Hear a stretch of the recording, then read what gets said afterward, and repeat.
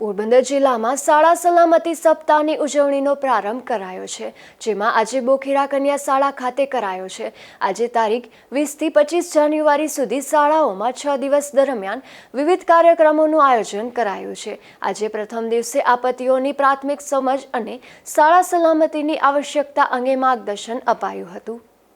ગુજરાત રાજ્ય આપત્તિ વ્યવસ્થાપન સત્તામંડળ દ્વારા શાળાના વિદ્યાર્થીઓ, શિક્ષકો અને વાલીઓમાં આપત્તિ વ્યવસ્થાપન વિશે જાગૃતિ કેળવાય તે હેતુથી રાજ્યમાં શાળા સલામતી કાર્યક્રમ યોજવાનું આયોજન કરાયું છે।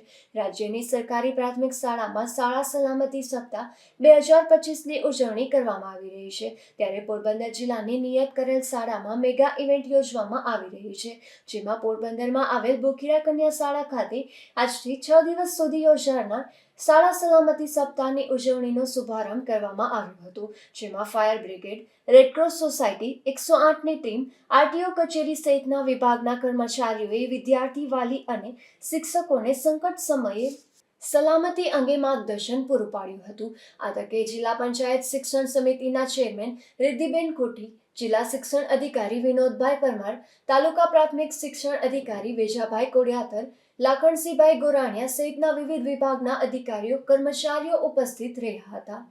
અશોક ધાનકી, ગુજરાત ન્યૂઝ, પોરબંદર।